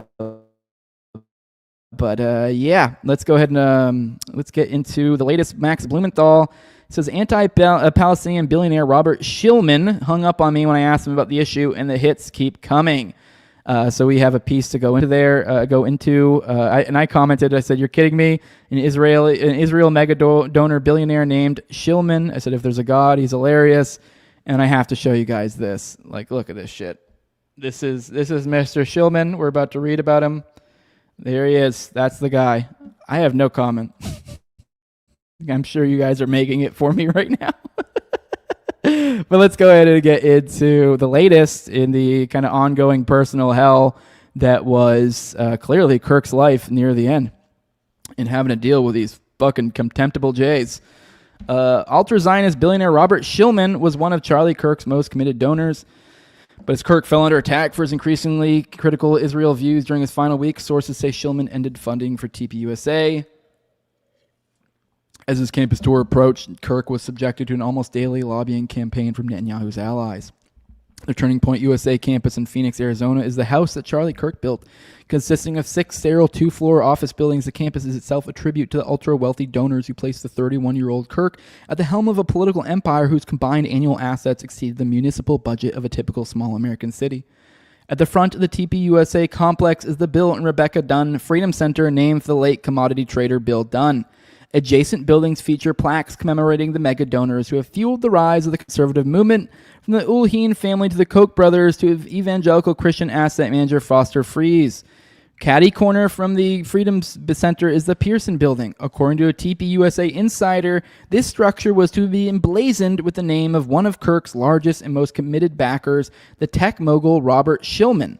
A preeminent funder of right-wing Zionist and anti-Muslim causes across the Atlantic, Shillman's millions helped transform Kirk from a young age into one of Israel's most effective Gentile assets. However, as Kirk drifted from the official Netanyahu-enforced line on Israel in the past year, expressing frustration with onerous demands from Zionist donors and hosting the leading conservative critics of Israel at his TPUSA events, Shillman apparently grew resentful. A TPUSA insider has told the Gray Zone that Shillman recently canceled plans to erect the plaque bearing his name inside the conservative organization's office complex. Those who contribute $1 million or more to TPUSA become eligible for an honorary plaque, but Shillman's donations were said to be considerably higher. Few donors have done more than Shillman to fuel the influence of the Zionist movement's anti-Muslim pro-Likud wing inside the U.S. With his pen and a checkbook, I provide ammunition, the billionaire proclaimed during a gala of the right-wing Zionist Organization of America in 2021. Besides nurturing the career of Kirk, Shillman has sponsored the David Horowitz Freedom Center, named for the neocon operative who Kirk described as his mentor. Anti-Islam activists from Frank Gaffney to the English hooligan Tommy Robinson to Dutch politician Geert Wilders and Canada's rebel media have benefited from Shillman's support as well. Shillman has also invested substantially in the career of Laura Loomer, a former rebel media personality and fanatically anti-Palestinian provocateur who enjoys direct access to Trump and members of his inner circle, shaping personnel and policy decisions while lashing out at insufficiently pro-Israel staffers. Weeks before the TPUSA's founder's killing, Loomer blasted Kirk for his inconsistent support for Israel. She was especially piqued by Kirk's platforming of Tucker Carlson, whom she branded an uppity, waspy snob who serves as a mouthpiece for Iran and Qatar. Charlie speaks out of both sides of his mouth. This messaging is all over the place, and some of us just want to know where he stands, Loomer tweeted on July 12, 2025. She went on to call Kirk a political opportunist and a charlatan who stabbed Trump in the back by hosting Dave Smith, an anti-Zionist podcaster and comedian at TPUSA Summit. Loomer did not deny Shillman had cut off funding to TPUSA, pleading ignorance in response to a direct question from this reporter about her longtime benefactor's decision. The Gray Zone was informed that Shillman announced his termination of contributions to TPUSA during a private dinner of another organization he funds, the American Freedom Alliance. According to an attendee of the event, which was held in Los Angeles on September 6, Shillman stated that he would be ending his donations to Kirk, diverting them instead to reliably pro-Likud anti-Islam groups like AFA. The AFA's homepage is currently promoting a $250,000 matching fund donation from an unnamed donor directly below a tribute to Kirk. The photo shows Kirk speaking from the dais of a past AFA event. The tribute links to a eulogy which blames the left's consistent drumbeat of hate, of misrepresentation, of fomenting violence against us for the TPUSA's founder's death. Reached by phone, Shillman hung up as soon as this reporter asked him about his alleged statement announcing his termination of support for TPUSA. The Gray Zone also contacted AFA President Karen Siegman by phone and asked her about Shillman's alleged comments regarding Kirk during his organization's gala. The only part I remember is about his generosity to us, a seemingly irritated Siegman commented before hanging up abruptly. Bill Whittle, a conservative pundit. I remember him. Bill Whittle. Oh, I remember he was pretty good shit. Like, he was always like he did seem to be pretty, I didn't remember him talk about Israel, but he was like kind of the old-timey, I don't know, I liked him. He was fun. Just old-timey, like the good old days. He was kind of the Bill Stossel or Jim Stossel? Whatever, you know what I'm talking about. He kind of had that similar vibe. Conservative pundit who emceed the September 6th AFA dinner told the Gray Zone he could neither confirm nor deny that Shillman had declared his intention to cut off funding to Kirk's organization. It was a private event, he emphasized. AFA has published several videos on its YouTube channel containing speech from the gala, but Shillman's address is absent. Andrew Colvett, the executive producer and spokesman for TPUSA, did not respond to a comment delivered by direct message for his personal Twitter X account, where he follows this reporter. Mike Cerno, a conservative activist and longtime ally of Kirk, may have been alluding to the breakup allegedly initiated by Shillman when he tweeted on September 13th, 2025, Charlie was about to lose his last major donor because he refused to ban Tucker Carlson from events. There are a lot of people shedding crocodile tears. The billionaires must be exposed for the cretins that they are. So for once, looks like we might be, Cerno gets to be a good guy possibly here. Along with the apparent rift between Shillman and Kirk, the Gray Zone has learned that Netanyahu's U.S. allies intensify their campaign to manage the late TPUSA founder as his fateful first campus tour date approached. So it says here, Netanyahu's functionaries managed Kirk on an almost daily basis. So this is kind of a crux of the story. And so I don't think I'm going to bring you guys through all of this. You guys can check this out on your own. But I do have some examples of this. For example, right here, let's get into one of them right off the jump. This is one of the rabbis that was. This was supposedly Kirk's rabbi that he met with almost daily. So check this out. So your last meeting with Charlie, where'd you guys leave it? Was it okay? Here's the talking points he's going out with, or was it going to keep talking? Meaning, and it was like, and it wasn't about like this is what you should say, which is how it's being portrayed by the by the conspiracy theorists, like I'm some sort of Mossad handler. It was more like talking through the issues and Charlie asking questions and Charlie then saying, okay, I think I'm going to approach this issue this way, and this is going to be my position on it. And, formulating his positions, which weren't necessarily the positions I would want him to take even. Meaning he was, let's say his, whether it's his position on U.S. aid to Israel, which I'm opposed to U.S. aid to Israel. I want it to be drawn down, and Prime Minister Netanyahu has said he wants it to also. Charlie would probably have that done more quickly than I would. So I'm not saying that he would just like take my position on everything, but we talked through how to talk about why is Israel actually an American interest? Why is it in America's interest to support Israel? And I don't think he was convinced by some of the arguments that I was making. I was just sort of sharing different approaches to it, but not just approaches that I think or that Israelis think or that the Israeli government thinks, but more like working with Charlie to formulate a position that he'd be comfortable with. Because I understand where he's coming from politically, and I understand the nuances of what's going on in the Middle East and with Israel. So I could help him formulate a position. It's basically sharing my opinions. Charlie is a listener. Charlie was a listener. He wanted to hear all opinions. The open marketplace of ideas was like a core fundamental, more than belief, and it was kind of like his existential core. Was he believed in that. He believed in the open marketplace of ideas, which is why he annoyed people like you and me by platforming Tucker Carlson and whoever else, because for Charlie, the idea that you're supposed to silence any opinion was anathema. But that came from a place of truth seeking. Do I think he went too far with it? Well, yes, we often, for all of us, our best traits we often have to a fault. And here's some more from this guy. He annoyed people in the Jewish community over the last few months with some of the criticisms he had for Israel. And I argued, I don't know if you saw the piece I wrote in the Jerusalem Post a couple of months ago when he was being attacked after Tucker Carlson spoke at SAS, and people were calling him an anti-Semite. And I know Charlie, and here he's, little do they know, half the time he's on college campuses, all he's doing is hasbara and defending Israel. And he doesn't even want to be. He doesn't even know the issues that well, but he's forced to. But he dutifully, with a smile on his face, defends Israel left and right. We all saw what he did, in England. You know what I'm talking about. Yeah. At the debate, and passionately defending Israel. And that's not even what he wants to be doing. And now he's getting criticized as an anti-Semite. So I wrote that piece in the Jerusalem Post basically saying, listen, everybody, stop with the purity tests for every single view that he has to line up with, I don't know, Bibi's cabinet decisions. Relax. Okay, this is our greatest ally.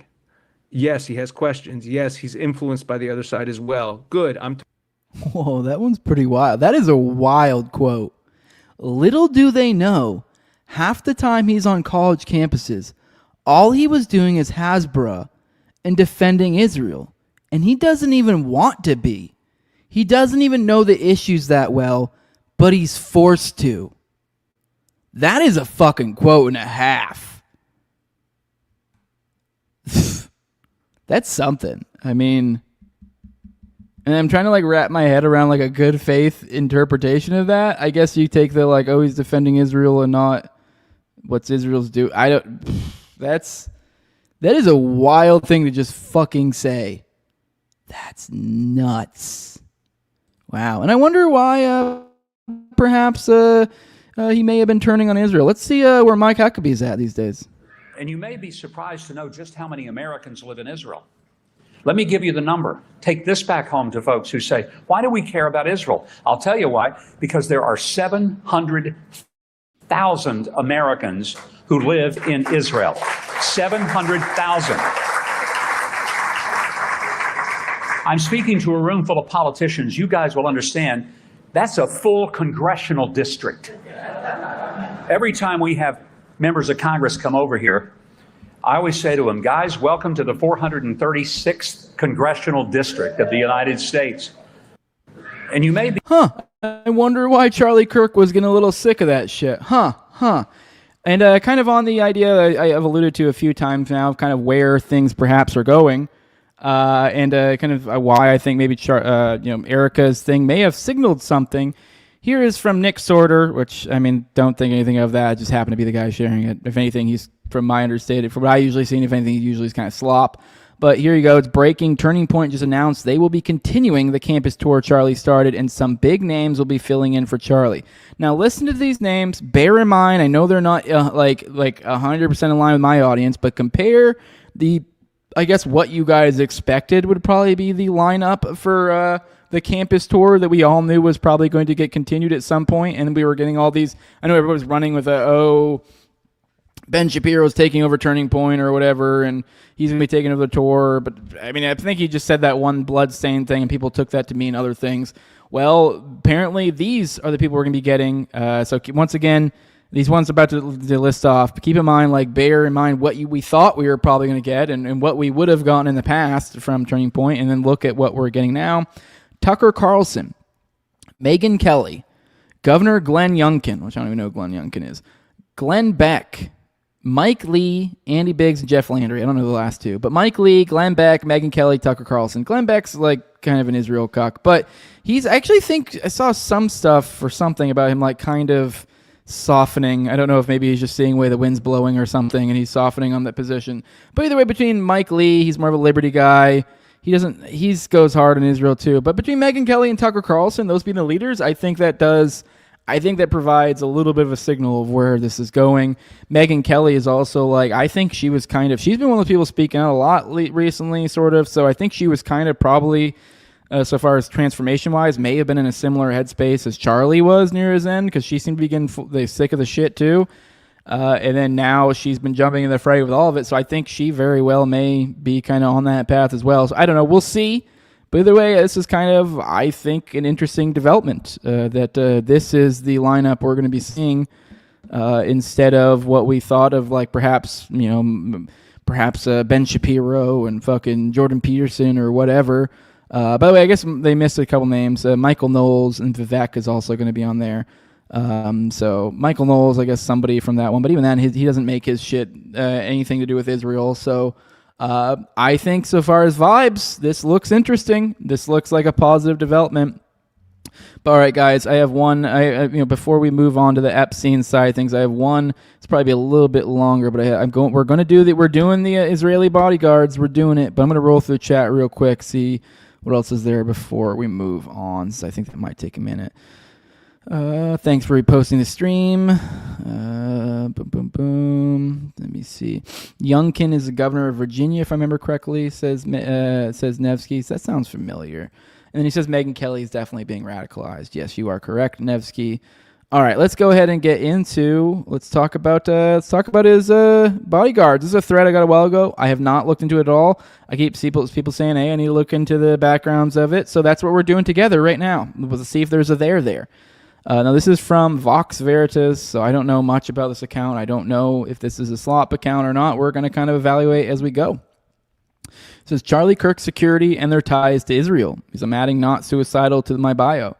So Charlie Kirk's private security was handled by a detail that sometimes included former Secret Service agents and U.S. Marines. The security team contracted by his organization Teaming Point USA was led by former FBI agent Greg Schaefer. The internet, and possibly Schaefer himself, is now distancing himself from Kirk's security. If you search for a connection, it will tell you that Schaefer's security group stopped working with Kirk in 2022. Despite that supposed security expertise, this is Schaefer's comment about the Kirk shooting. We typically anticipated close-range threats. There is no proof of any disconnection. A single AP article making that claim yesterday is the only source. You can clearly see that Charlie had the same security personnel in 2022 that he did at the shooting. The people in charge of Kirk's security essentially did nothing to secure the area or inspect rooftops prior to or during the event, despite the fact that it would have been a simple 4-man job that could have included cameras for the event. After shooting, the crime scene was not secured, and they allowed the staff to simply pack up the area. It said Schaefer frequently comments on Jewish-related attacks and jihadism. He commented on the Texas synagogue attack. One of his few, around 600 posts on X, encourages people to get firearms training. He links to an article referencing a shop being attacked, possibly because it has an Israeli owner. It says, if anyone has any further information on his ties to Israel or Jewish-related groups, please let me know. This will be an ongoing thread. Okay, this is a thread as we go. I mean, I guess, he's starting out. He was looking into it, so he's kind of gathering information from everyone else at that point in time, is what it seems like. Let me see. Here's some pictures he shared from Greg Schaefer. He's trying to see if maybe there's any sort of connection. This seems reaching so far, to be honest. And then here we go. Now, Leif Babin, this is one of the people there. This is on February 1st, 2012. The GINSA New York cabinet hosted Leif Babin, who recently left active duty to the U.S. Navy SEALs. Because the Jewish Institute for National Security of America is dedicated to advancing U.S. national security interests in the Middle East, of which a critical pillar is a robust U.S.-Israel security relationship. Okay, so this GINSA thing I just casually mentioned, not knowing it was. So this is one of the guys, Babin. This guy is one of their dudes, one of the security guys. So this is this GINSA group hosted him. I'm assuming that we're going to get into this is probably one of his security guards. So let's watch this. Oh, of course the audio's out real quick. Give me a second. God, I hate StreamYard. Give me a minute. All right. Here we go. And there. All right, here you go. So this is a little thing on GINSA. I think it's always a challenge in the United States to educate the American public and policymakers about the importance of staying engaged in the world. GINSA is dedicated to educating civilian and military decision makers in the United States about the importance of a strong U.S. national security. The cornerstone of a strong U.S. national security and defense posture is a strong U.S.-Israel security relationship. We do what's good for the national security of the country. One of the unique programs at GINSA is what we call our Generals and Admirals program. It gives us the opportunity to bring some of our retired senior military people here who are able to explain to their counterparts the importance of Israel to our national security and defense. It helps to be able to experience it firsthand and then share those stories. The access was just phenomenal. We talked to the Prime Minister of Israel. It just really showed me how much Israel and the United States are very similar. GINSA also takes retired U.S. generals and admirals to other countries, such as Jordan, Egypt, Greece, where we meet leaders in these countries to expand their and our knowledge of the region. The purpose is to further their education about their region and to engage them subsequently in important policy work. GINSA also has a Homeland Security program where we take senior U.S. law enforcement officers from the FBI and chiefs of police from large U.S. cities from across the country. We bring them to Israel where they learn Israeli counterterrorism methods. Every year we've taken senior American law enforcement officials to Israel to help them get an understanding of how the Israelis, who are very, very experienced in counterterrorism, do that and learn those lessons and bring them home. A new educational initiative that we have at GINSA is our U.S. military leadership program. We bring rising and senior U.S. military officers to Israel, all of whom are on the trajectory of becoming admirals and generals. The organization for a long time has focused about educating Americans about the Middle East, but it also dawned on us that it's important to educate the Middle East about America. We started bringing that idea. All right, I think we get the idea. We don't really watch this whole video. Let's keep moving on the thread. Showing little eyeballs here. This picture. Michael Makovsky, he's the guy who heads up GINSA. I don't know, this might be getting a little too deep, this whole GINSA thing. Now we're back to, oh, never mind. So here we are. Now, all right, so he's pointing at things with Schaefer. No, not Schaefer. Here's Michael Makovsky, the Jinsky guy, which I feel like that's probably too far of a connection. So they have one of the security guys went to some like Israel relations sort of thing, whatever. I don't know if that was like the head guy, that'd be something, but it was the Babin guy, whoever the hell that is. I think this is a big reach, the McKimsky stuff. trying to make a connection from the Jinsa here. I mean, I'm open to the idea that there is a connection. It just seems a bit much. And there's more here. They're showing the Schaefer, even the Schaefer security group it is pretty, as far as picture-wise, it's pretty, they're pointing them next to the, here's the emblem of Jerusalem, the lion, the symbol. It's pretty emblematic, but it's very similar, very similar themes going on here. If you look at both of them, sorry for the audio people, it's going to be hard for you. So, yeah, I don't know. This isn't looking like there's much here, to be honest. So, yeah, I mean, everyone running with the supposed Israel connections, I'm not seeing it. This sounds weak as fuck, to be completely honest with you. So, yeah, I mean, feel free, guys, if you guys find better threads in this, but I'm like digging through this, and I'm seeing this is very weak. This is super weak. So, sorry. It is what it is. So, it was a letdown. I did tell you how to a thread. We're going through it. I'm looking through it. This seems weak. Weak as shit. Sorry. Well, no, Schaefer was there. Never mind. Okay, it's a little bit better. Schaefer was at the Jinsky thing. So that's something. Look at the Jinsa thing. This is in 2012. So in 2012, Schaefer went to some sort of fucking like APAC-ish type thing. Okay. I know this is weak. I'm sorry, guys. This is weak. I need more. I mean, if you guys find something better, I'm happy to go into it. But this is weak as fuck. So not good. All right, let's roll in the chat. See what you guys gotta say. Sorry if I destroyed any of you guys' little theory, but that did not look good to me. Sorry. Let me see what else we got in here. Checking the chat. I'm kind of checking out these days. As Afghan, I have 2 little babies and raising them takes priority of the Zionist slip. Yes, 100% that you are doing the right thing. Exactly. That's what people should be doing. I think that's why it's so gay when people doing all this weird trying to cancel and calling your employers and getting addresses, and you're like, dude, what are you doing? Get a hobby, like something. Like you're just spinning out, like you're freaking out over some dude you've never met in your entire life. Like this is weird. It's very odd behavior. Gone Black says, I wonder if Eric Rags and Jose are going to get all the Erica Kirk backgrounds. Schizo Slop and Already Dead. Maybe we'll see. I don't know. We will see. Imagine learning counterterrorism from the diaper soldiers, says Knife Safety Plus. All right, let's get into the last topic for today, the Epstein stuff. This stuff's bubbling back up to surface. I posted the other day with a picture of the old birthday book thing. So let's fucking go back to the good shit. Y'all forget about Pedo Dawn. What I'm referring to here was a post that was from a couple days ago saying, breaking, the U.S. House has the 218 votes needed to force Trump to release the full Epstein files. So we are getting into interesting territory. So to follow this is the House Epstein discharge petition has the 218 signatures needed to force a vote. I don't know when they would be able to get a vote, but I guess it's there. Newly sworn in Democratic Representative James Walkinshaw, who won a special election in Virginia, has signed the petition late Wednesday, bringing it to 1 vote shy of 218 signatures. Another Democrat plans to sign the petition to reach 218 signatures. The bill is set to reach 218 later this month. A Democrat is expected to win the September 23rd special election to replace the late Representative Paul Grijalva of Arizona and will sign the petition to get to 218. Voters in southern Arizona will send a new representative to Congress after Tuesday's special election to replace the late Democratic U.S. Representative Raul Grijalva. If Democratic, okay, there we go. There's more on that. If this Democrat wins, Grijalva, what the hell? How are they both?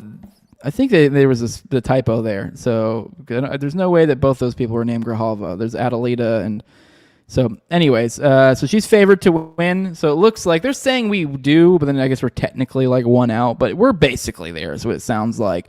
And then also over the weekend, what we missed while we had all the funeral and this and that going on, they had a, closed doors? I forget the technical term for it, but they had a meeting. I think it was the Democratic House Oversight Committee or something. I don't know.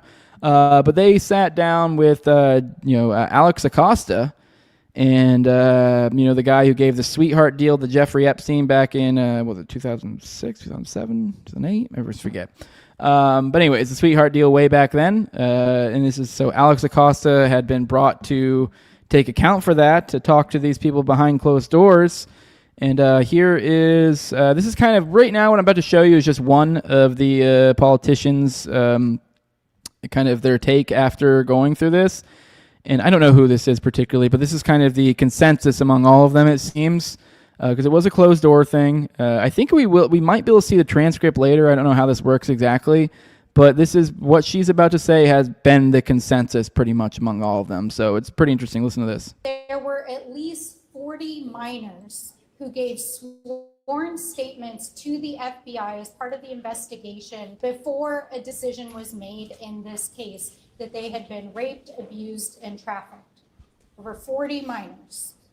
And the line prosecutor in this case wrote an 82-page memo to the leadership in the U.S. Attorney's Office recommending a prosecution. And she was so convinced, based on the evidence and interviews that she had taken and reviewed, that she drafted a 53-page indictment in this case.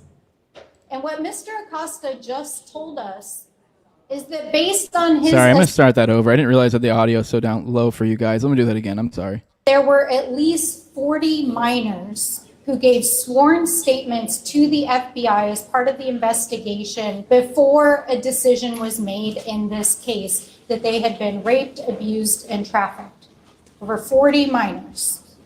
And the line prosecutor in this case wrote an 82-page memo to the leadership in the U.S. Attorney's Office recommending a prosecution. And she was so convinced, based on the evidence and interviews that she had taken and reviewed, that she drafted a 53-page indictment in this case. And what Mr. Acosta just told us is that based on his assessment of the case with his team, that he did not see sufficient evidence to move forward with prosecuting the case, that there were weaknesses in the case. When asked if he made the decision as to whether or not to fully prosecute this case, he took responsibility for it.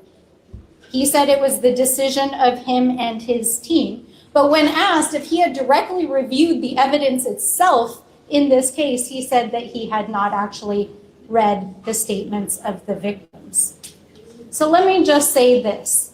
Something doesn't smell right here. And I agree. Something seems very off. The consensus between all of these people was that Alex Acosta was incredibly evasive and essentially claiming no knowledge of just about anything that was even somewhat in the realm of possibly feasible, I guess. Essentially, basically, he pulled the cash in a kind of this, oh, my underlings reviewed this, I didn't. Once again, this is didn't do nothing, I don't know nothing, but yet I'm going to take responsibility. It's a complete boondoggle. Let's hear Tara Palmieri bring this point home. I also just want to share with you. This is great. I found her recently. She has some pretty good work, and I know she's got a cheery disposition that kind of makes it easier to dig into, I don't know, this awful, god-awful, evil shit. So let's go ahead and play this. Kash Patel, the FBI director, testified before the House Judiciary Committee that he did not think there was credible evidence to continue the Jeffrey Epstein case, to continue to look for third-party perpetrators, despite the fact that if you look at the depositions of Virginia Roberts Giuffre, she names men that she was trafficked to. Some of those names are redacted, some of them are not. He said it was not credible. She's not the only one. There are others. And if you actually look through the FBI vault, you'll see that yourself. But get this, Kash Patel also admits at the same time that he's never actually looked through the files himself. How is he supposed to say it's not credible? And by the way, what does it take to be credible? These are testimonies under oath. These are depositions that the victims of Jeffrey Epstein have submitted to be a part of their case. And yet, not credible? I mean, the prosecutor, the lead prosecutor on the case in 2008, wanted to charge him with 35 counts of sex trafficking. And no, not credible at all. It was a disgusting day. It really was. And then on Friday, Alex Acosta, who was the U.S. attorney at the time in the 2008 case against Jeffrey Epstein, that sweetheart deal, the one who blessed it and sent it back to the state attorney who put him in a county jail for a year, he also admitted that he never read the victims' testimonies. What a slap in the face to the victims. Yeah, that's true. I mean, if we are to even believe these people, they are the worst, and they should be thrown into a fiery furnace either way. In Minecraft, I guess. I don't know. I don't know what the temperature in the air is of saying such statements. I condemn political violence. But yeah, either way, this isn't looking good. The head of the FBI, the biggest controversy of his time, he's just taking the word of his lead investigators and not at all looking into it, despite the fact he's going in front of Congress and speaking authoritatively on it, despite having clearly no authority on the subject. The same is happening with Alex Acosta. And although I think, let's be real, it's probably, with Cash, it's a little bit more believable than with Acosta. But either way, we're just going to a ridiculous place in politics. And I'll be interested to see where this goes. I don't know how many conservative pundits they can murder to put this behind them. At some point, I think the United States may just have to finally come to the conclusion that perhaps Donald Trump did fuck kids. So yeah, we can talk about that some other time. And we have plenty of times on this show. Not enough people have looked into it. I'm pretty sure that dude fucked kids. All right, let's roll through the chat and we'll get on out of here. You guys talking about making water jokes, water. Oh, all the water jokes. All right, guys, I see. Ha ha ha, water jokes. All right, guys, we're gonna get out of here. I do have a fun intro for you guys. Some of you guys may have already seen it. I do want to caveat. I do kind of, in a sense, the outro I'm going to play here in a bit, I do kind of find it a little bit gross and distasteful, but at the same time, fucking hilarious. And I guarantee you'll love it, Nevsky. You'll probably, knowing your sensibilities, you'll love it. But no, even I got to admit, when something's funny, even from like, all right, that's a little gross to do, but it's fucking funny. But yeah, the DOJ put out a pretty good meme. They've been like boomering it for like ever and been like kind of fucking. So I don't know, maybe the DOJ has somebody good running their shit, but like all the other Trump administration Twitter platforms have all been like weird boomer shit for the past like year. So it is kind of refreshing. You're like, okay, cool. Maybe they got some millennial in there that's got some good meme skills. So I'll show that to you guys here in a minute after I do my hemming and hawing of telling you guys how to give me money, and how to support the show. And if you do want to support the show, and if you don't want to give me money, you can like, share, subscribe, comment, leave a 5-star review on iTunes or Spotify. Follow me on Twitter at TowerGangJose. I mean, I'm on YouTube, I'm on Rumble, all the podcatchers. So, follow me on all the different platforms and stuff, wherever you listen or watch. And if you do want to support the show in the best way you really can, you can do that with money over at patreon.com/NoWayJose2020. The lowest level is $2, and that's where you get access to early episodes. I do usually about 1 to 2 behind the paywall every week. Usually keep about 4 or so behind the paywall on any given time. Like for example, I just did another live reading with Toad last night. About to have Nick Bryan on tomorrow. So these are paywall type stuff. I also have an ad-free RSS feed. Also have the Telegram you get access to, and you also get access to the pre-show and the post-show, and video calls for me and Austin's weekly live call-in show, Already Dead, which is tonight, and we have Radix joining us. And the highest level is my sponsors, and I give them a big shout-out for all their support. I have my previous co-hosts on Tower Gang at Learn to Toad, also at Brigade D's, at ZOVRCK, at _Infantzeal, Tim Tuttle, at John Klebold, Will Bell's Delicious Blueberry Rabbit Eye Wine, big fan of the show, Torn May, at Wayne Tackless, The Catcher in the Rye, and Mark Vestibule. And with that, we're going to get out of here. Enjoy this outro. I do think it will give you the giggles. Tell me if it makes you laugh. All right. 1 second. Let me get set up. All right, here we go. Enjoy this. Oh, sorry, I got to turn up the volume. Yeah.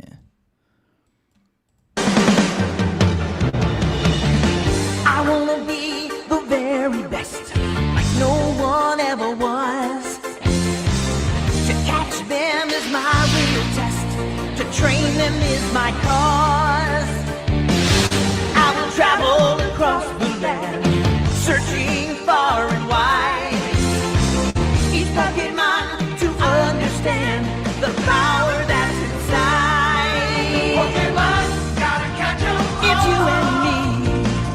nostalgia. See you guys. Love y'all, dude.